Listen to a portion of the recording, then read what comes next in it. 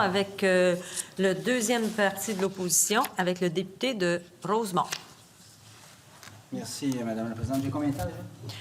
Vous avez, je ne l'ai pas avec moi, là, mais vous avez certainement un bon 12 minutes, c'est ça? Merci. Oui, 12 minutes. Merci, Madame la Présidente. Je vais continuer sur Pallinghurst. Je ne devrais pas être trop long là-dessus. De toute façon, je n'ai pas beaucoup de temps. Bonjour d'abord, Monsieur le ministre. Bonjour à votre équipe. On va commencer par ça. Bonjour, collègues aussi.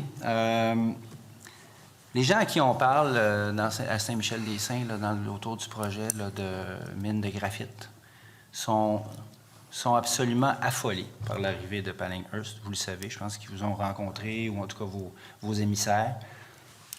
Ils sont affolés à plusieurs titres, puis j'aurais tendance en tout cas, certainement à les écouter et même à partager.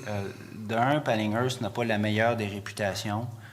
Je vous apprends rien en vous disant qu'ils sont mur à mur à Guernesey, paradis fiscaux, manque de transparence.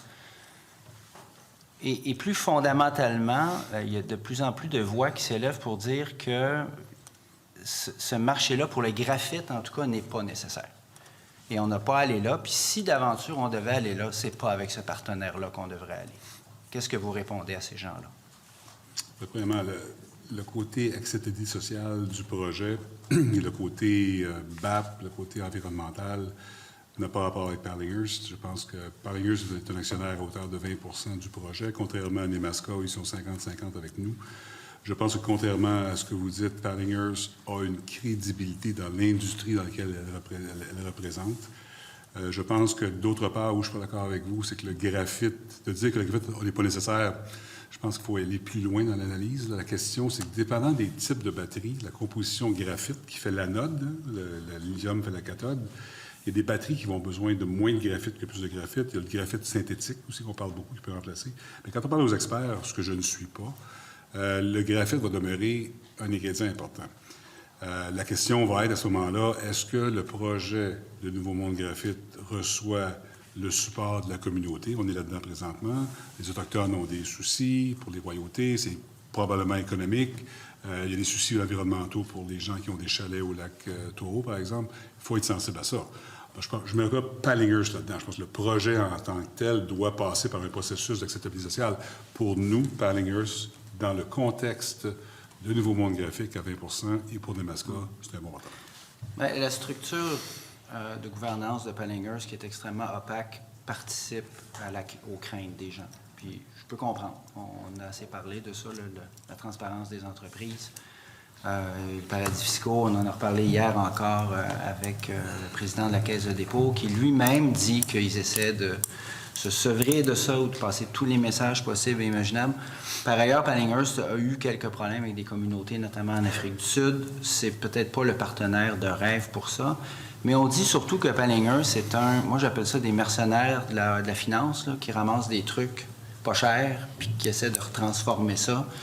Ce qui fait dire aux gens de la place et aux gens qui s'opposent au projet que, dans le fond, ils essaient de faire une passe avec ça. Et qu'en plus, le BAP a émis d'immenses réserves. C'est dense, là, je vous balance tout ça, là, mais je n'ai pas beaucoup de temps, fait que j'essaie de concentrer. Écoutez, il y a plusieurs choses dans vos représentations. Je répète, pour nous, Investissement Québec, Pallinghurst est un bon partenaire. Je vais mettre ça clair. Deuxièmement, paradis fiscaux, je peux vous assurer que dans le cas de Nouveau Monde Graphite et dans le cas de Nemaska, Investissement Québec étant actionnaire, l'impôt qui va être payable par les opérations respectives de Nouveau Monde et de Nemaska va être payé au Québec. Donc, il n'y a pas d'évasion fiscale, il n'y a pas de transfert de marchandises, de produits qui vont faire que l'impôt va être étalé dans différentes juridictions. Dans les deux sociétés, l'impôt qui est dû au Québec va être payé au Québec. Maintenant, vous portez jugement sur Pallinghurst, c'est votre opinion, je la respecte, moi je ne la partage pas. Et quand on regarde la filière lithium, votre collègue à côté de vous, à votre droite, tantôt, parlait de c'est quoi les critères du gouvernement.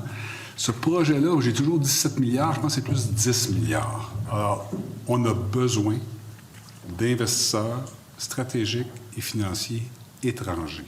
Nous allons mettre les règles pour que le bénéfice de la valeur ajoutée soit au Québec, mais il faut travailler en harmonie avec l'écosystème qui amène la pertinence au projet. Alors, sur cette base-là, nous, on est satisfaits de ce qui se passe présentement. Mais je vous entends dire, puis corrigez-moi si j'ai mal compris, que pour le moment, l'acceptabilité sociale n'est pas au rendez-vous. On n'est pas là. Il y a du bruit sur la ligne, puis on a toujours dit dans tous les projets, le gouvernement, le ministère de l'Économie en particulier, n'ira pas bulldozer un projet s'il n'est pas acceptable. La réponse, je suis à l'aise de dire ça. C'est au promoteur, puis c'est pas seulement par ailleurs, c'est le promoteur de l'entreprise, les Québécois là-dedans aussi, à démontrer à la communauté autochtone qui va avoir des répercussions pour eux autres, à démontrer aux gens du BAP, il y a quelques points qu'il faut qu'ils fassent une atténuation. Alors nous, on va laisser ça prendre son cours, on n'interviendra pas pour pousser un projet qui n'est pas acceptable.